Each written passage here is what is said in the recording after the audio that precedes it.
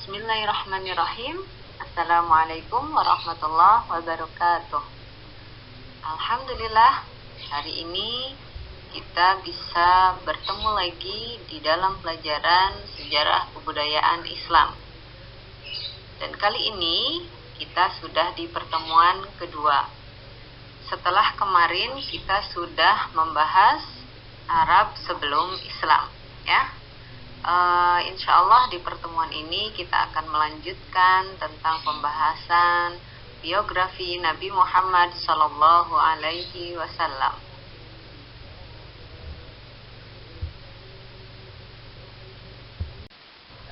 Selanjutnya kita membahas tentang biografi, ya. Di materi biografi ini Ibu awali dengan menampilkan silsilah Nabi Muhammad SAW. Sini ada bagan nasab Nabi Muhammad SAW, di mana posisi Nabi Muhammad itu ada di bawah, ya. Berarti ke atas itu adalah jalur ayahnya, kakeknya, kemudian kakek-kakek terusnya, gitu ya. Di sini kita lihat, bisa dilihat paling atas itu ada nama Qusay. Ya, Qusay di sini ditampilkan memiliki keturunan 3, ya. Ada Abdul Uzza, ada Abdul Manaf, ada Abdul Dar. Kemudian masing-masing keturunan Qusay ini digambarkan juga memiliki keturunan, ya. Ada Abdul Uzza, di sini keturunannya ada Asad, ada Khuwailid, ada Awam gitu. Kemudian ada Zubair. Begitupun selain Awam ada Khadijah, gitu ya. Berarti Zubair bin Awam dengan Khadijah itu adalah bibi dan ponakan, gitu ya.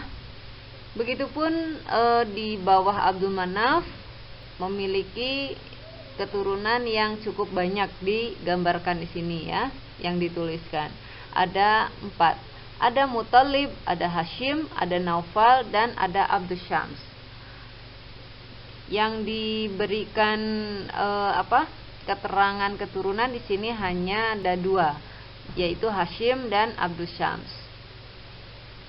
Hashim di sini disebutkan memiliki keturunan Abdul Muthalib, ya, Abdul Muthalib. Kemudian dari Abdul Muthalib ini memiliki banyak keturunan, ya.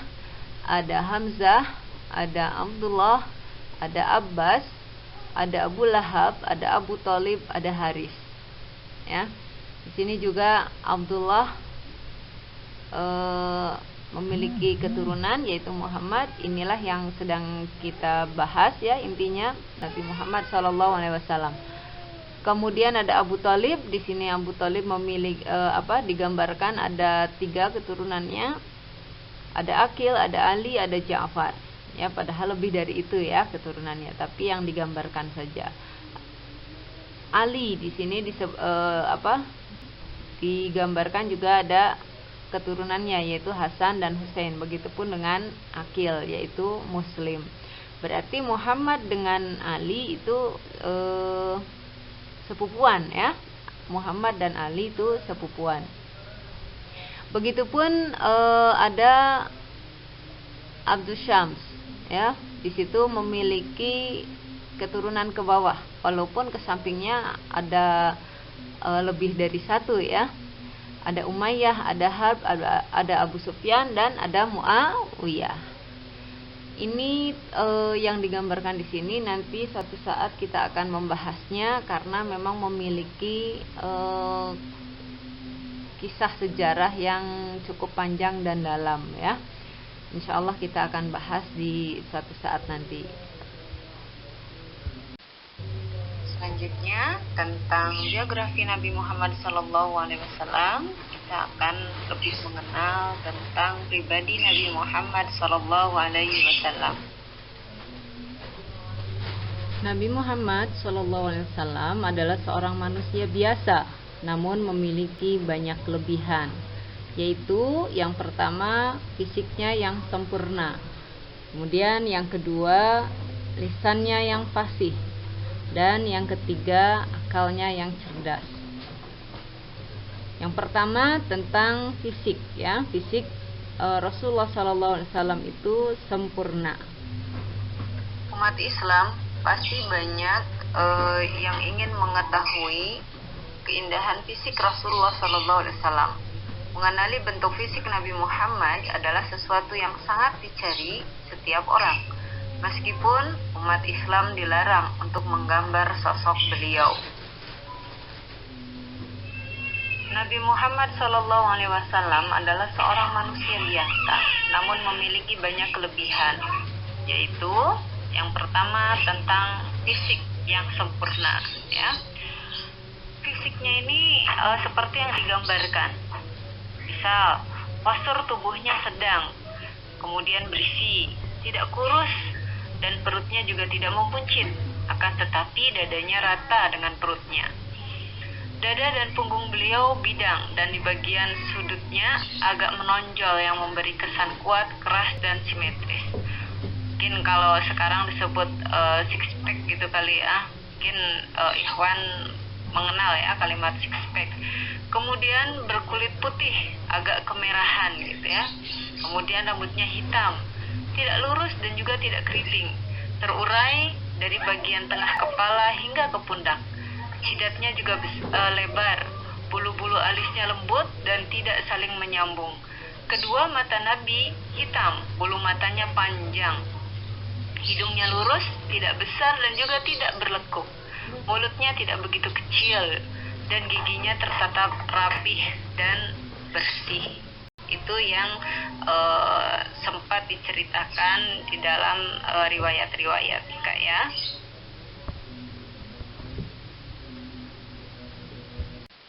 Selanjutnya tentang kelebihan-kelebihan Nabi Muhammad setelah fisik yang sempurna adalah lidah yang fasih ya. Jadi Rasulullah SAW ini ketika berbicara cukup singkat dan padat gitu ya, nggak bertele-tele gitu, nggak, kalau kata orang sini mah disebut nggak ngalor ngidul gitu ya. Kemudian mengulangi ucapan 3 kali. Ini dengan tujuan agar ucapan yang disampaikan oleh Rasulullah SAW itu difahami dengan baik oleh para sahabat pada saat itu ya. Kemudian juga tidak berlebihan dalam berbicara. Jadi Rasulullah berbicara ketika memang ada tujuan yang ingin disampaikan, tidak banyak ngobrol yang tidak penting gitu ya. Dan yang terakhir, tidak berbicara kecuali yang bermanfaat ya. Jadi cukup yang penting-penting saja. Karena selebihnya Rasulullah menggunakannya lebih sering untuk berzikir. Yang ketiga tentang pribadi Nabi Muhammad itu adalah memiliki otak yang cerdas. Cerdas di sini cerdas intelektual, cerdas emosional, dan cerdas spiritual. Ini bisa dilihat dari kisah-kisah yang bisa kita baca ya tentang Rasulullah SAW. Tentang cerdas intelektual misalnya, ketika akan perang Badar, Rasulullah bertanya kepada 2 orang pemuda penjaga air gitu kan, ada di mana posisi pasukan Quraisy gitu. Kemudian dijawab oleh 2 pemuda itu bahwa posisinya adalah di belakang lembah gitu. Kemudian Rasulullah bertanya kembali, ada berapa jumlah mereka gitu. 2 pemuda itu hanya diam dan tidak bisa menjawab. Bahkan para sahabat sampai gemes gitu ya menunggu jawaban dari 2 orang tadi. Kemudian akhirnya Rasulullah bertanya ulang, berapa kambing atau unta yang disembelih untuk memberi makan mereka gitu. Baru 2 pemuda ini bisa menjawab bahwa pasukan Quraisy memotong kambing sebanyak 10 ekor kambing. Maka Rasulullah SAW bisa menerka ada berapa jumlah pasukan Quraisy pada saat itu gitu ya. Jadi Rasulullah cerdas ketika tidak bisa dengan pertanyaan ini langsung dialihkan, oh dengan cara ini gitu ya. Ini cerdas intelektual. Kemudian cerdas emosional yang seperti apa ceritanya? Ada juga kayak gini misalkan. Ketika Rasulullah SAW mau berdakwah atau sedang berdakwah ke Taif, bukan sambutan hangat, justru malah lemparan batu yang Rasulullah terima gitu kan. Tapi karena Rasulullah itu orang yang cerdas secara emosional, maka Rasulullah SAW tidak lantas marah, gegabah gitu ya, tetapi justru malah mendoakan orang-orang Taif agar Allah mengampuni dosa-dosa mereka, karena mereka sesungguhnya tidak mengetahui gitu. Cerdas spiritual. Rasulullah juga di sini pernah diceritakan ketika akan perang Badar, Rasulullah SAW semalam suntuk gitu ya, berdoa kepada Allah agar minta dimenangkan di dalam pertempuran ini, karena pertempuran ini adalah pertempuran yang menentukan gitu kan, pertempuran pertama kali. Ketika umat Islam di Badar kalah, maka bisa dipastikan Islam tidak akan ada lagi setelah itu gitu ya. Maka Rasulullah semalam suntuk tuh berdoa, ya Allah menangkan, ya Allah saya menagih janjimu ya Allah gitu kan, sekiranya Islam hari ini nanti tidak menang, maka tidak ada lagi orang yang akan menyembahmu dan seterusnya Allah. Sampai-sampai Rasulullah itu basah kuyup dengan air matanya gitu ya, karena saking khusyuknya berdoa dengan kesungguhan gitu ya, sampai seperti itu ceritanya. Ini merupakan cerdas spiritual. Walaupun Rasulullah SAW memiliki gambaran yang seperti itu tadi ya, misal lidah yang fasih, kemudian otak yang cerdas, tapi Rasulullah itu ditakdirkan Allah menjadi seorang yang ummi. Ummi itu tidak bisa membaca dan tidak bisa menulis gitu. Itu ternyata setelah kita kaji, setelah ulama kaji, kenapa Rasulullah SAW tidak bisa membaca dan menulis, ternyata memang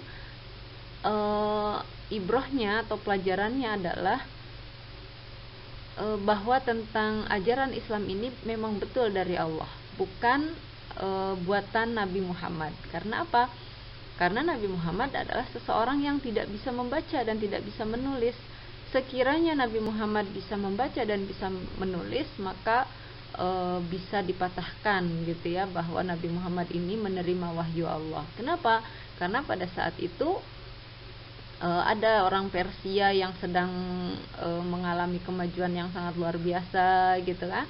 Bisa jadi Nabi Muhammad membaca buku-buku orang Persia yang pada saat itu sedang maju gitu, sehingga diambil ilmunya oleh Nabi Muhammad, dan Nabi Muhammad mengaku dirinya menjadi seorang nabi dengan membuat syair-syair yang luar biasa seperti itu.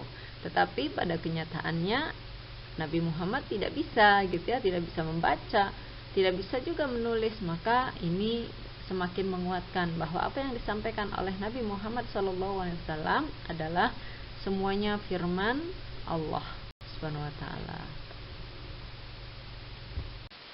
Selanjutnya adalah tentang akhlak Nabi Muhammad SAW.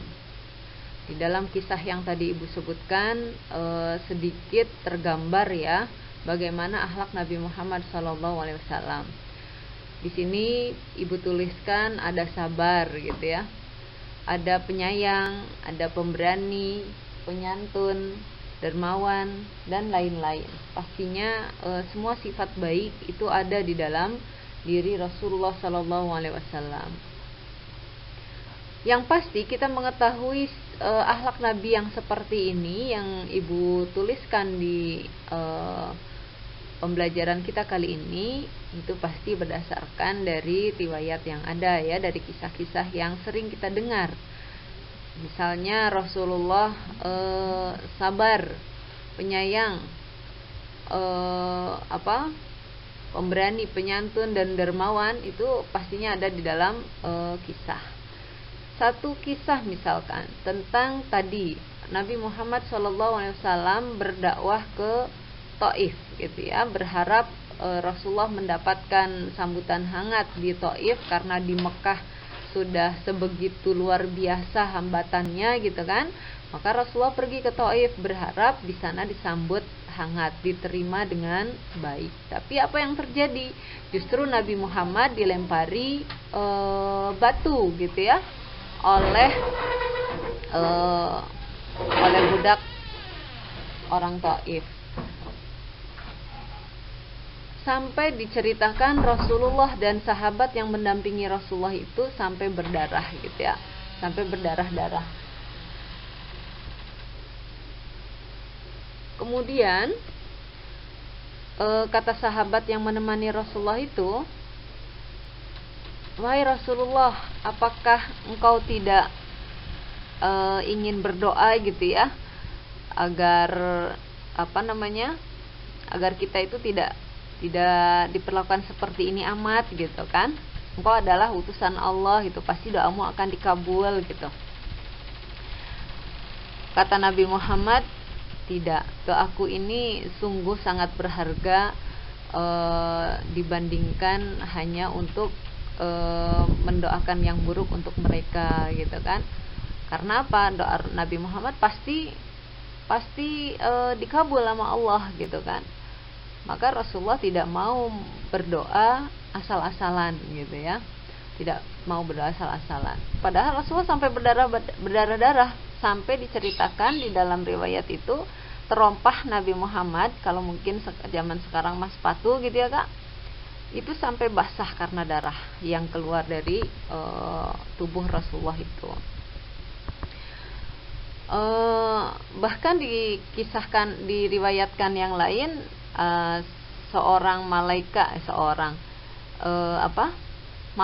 gitu ya, malaikat penjaga gunung itu sampai menawarkan, "Wahai utusan Allah gitu, kalau engkau berkehendak aku akan timpakan gunung ini ke mereka." Tapi kata Nabi, "Jangan," gitu. Itu kan bentuk sabar ya, sabarnya Rasulullah menahan marah gitu ya. Kemudian saking sayangnya Rasulullah kepada kita umatnya. Karena kalau Rasulullah berdoa seperti itu, maka berdoa yang buruk gitu ya kepada umatnya, maka tidak akan ada syafaat di yaumil akhir nanti gitu kan. Karena apa? Karena doa Nabi Muhammad sudah diminta semua oleh Nabi Muhammad di dunia, jadi tidak ada yang tersisa untuk di akhirat nanti. Maka kenapa Nabi Muhammad SAW masih punya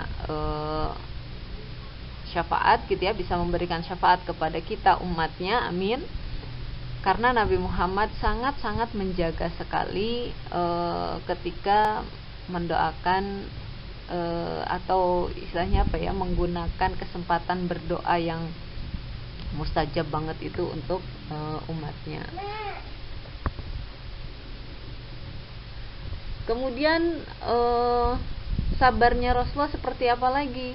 Banyak banget kisah-kisah yang menggambarkan tentang Rasulullah itu sabar gitu ya. Pernah suatu hari Rasulullah sering melewati sebuah jalan, yang mana jalan itu ada sebuah rumah nenek-nenek.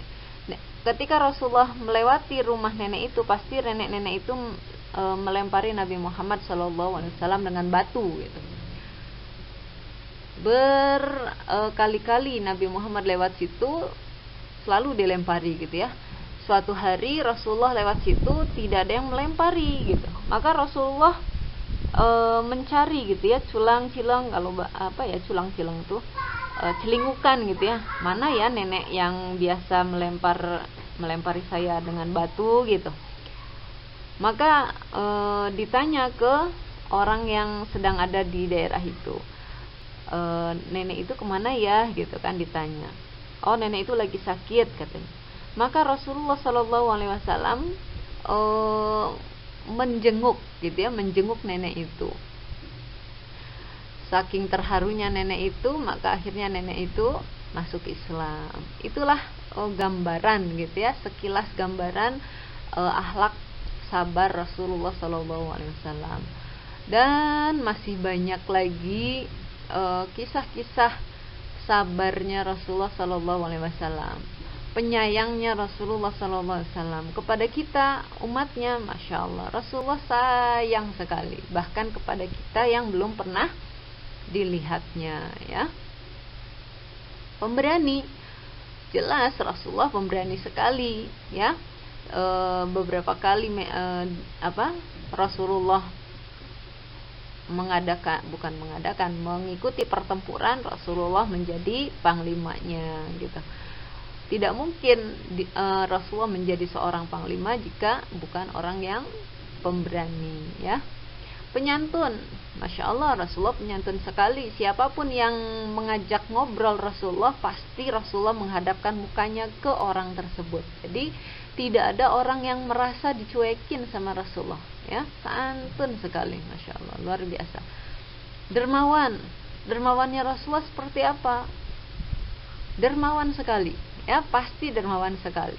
Kalau kita mendengar kisah-kisah para sahabat yang dermawan seperti Utsman bin Affan, gitu ya, yang sangat luar biasa dermawan, itu Utsman bin Affan melihat atau mempelajari kedermawanan itu dari Rasulullah SAW.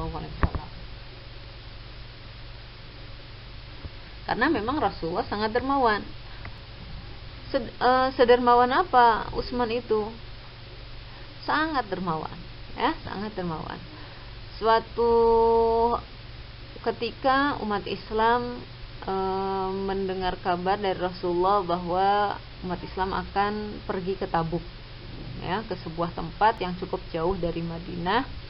Karena pada saat itu Rasulullah mendengar kabar bahwa pasukan Romawi akan menyerang umat Islam, maka akhirnya diputuskan umat Islam harus keluar dari Madinah, gitu. Maka Rasulullah menyampaikan, kalau kita umat Islam membutuhkan sarana dan prasarana, gitu ya, butuh bekal, perlengkapan dan lain sebagainya untuk berangkat ke Tabuk. Maka tidak berpikir lama, Utsman bin Affan langsung memberikan 1.000 dinar. Diceritakan 1.000 dinar. 1.000 dinar itu Masya Allah banyak sekali. 1 dinar itu kurang lebih 4,25 gram emas, ya. Jadi dikali 4,25 gram emas itu, ya, 1.000 dinar. 1 gramnya berapa? Mungkin sekarang 1 gram kurang lebih, tergantung emasnya, ya. Ada yang mungkin 500, ada yang mendekati 1 juta, gitu. Itu Masya Allah, ya, banyak sekali. Begitupun sahabat-sahabat yang lain. Umar membawa setengah hartanya, Abu Bakar membawa seluruh hartanya. Itu adalah muridnya Rasulullah, gitu. Itu adalah umatnya Rasulullah, muridnya Rasulullah, yang melihat kedermawanan Rasulullah, gitu ya, yang belajar langsung dari Rasulullah. Maka sedermawan apa gurunya, gitu, pasti lebih dermawan lagi. Rasulullah tidak mau menyimpan uang, gitu ya, tidak mau menyimpan uang, saking takutnya Rasulullah dengan pertanggungjawaban kepada Allah. Suatu hari Rasulullah terlihat bermuka seperti orang sakit, kata Aisyah tuh, ya. Kata Aisyah, ya Rasulullah, kenapa, gitu? Ya Aisyah, saya lupa kalau saya punya uang, gitu ya. Kemudian akhirnya oleh Aisyah ditanya uang apa, gitu. Saya punya uang 3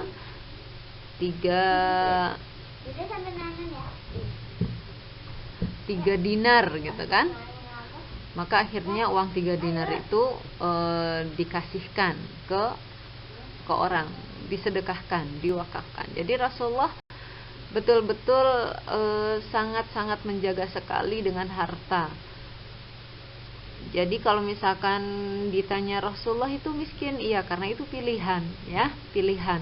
Miskinnya itu bukan karena tidak memiliki harta sama sekali, bukan, tapi karena memang Rasulullah tidak mau memegang harta itu. Jadi dalam kisah-kisah yang lain kita sering mendengar kalau Rasulullah pernah tidak punya makanan gitu ya. Itu luar biasa sekali karena saking menjaganya Rasulullah dari harta. Dan masih banyak lagi sifat baik yang lain yang bisa kita teladani dari Rasulullah. Karena dengan akhlaknya yang begitu sempurna, beliau menjadi uswatun hasanah, ya, suri teladan yang baik bagi seluruh umat manusia. Maka misi Rasulullah diutus oleh Allah adalah liutammima makarimal akhlak, yaitu untuk menyempurnakan akhlak. Karena apa? Karena akhlak itu sesuatu yang dinilai paling bagus, ya. Seseorang akan terlihat bagus manakala akhlaknya bagus. Karena ibadah-ibadah yang lain mungkin untuk dia, untuk dirinya dan untuk Robnya, tapi ketika akhlaknya bagus itu bisa dirasakan oleh sesama manusia, ya. Maka ini sangat penting sekali, perlu kita perhatikan terus tentang akhlak kita, ya.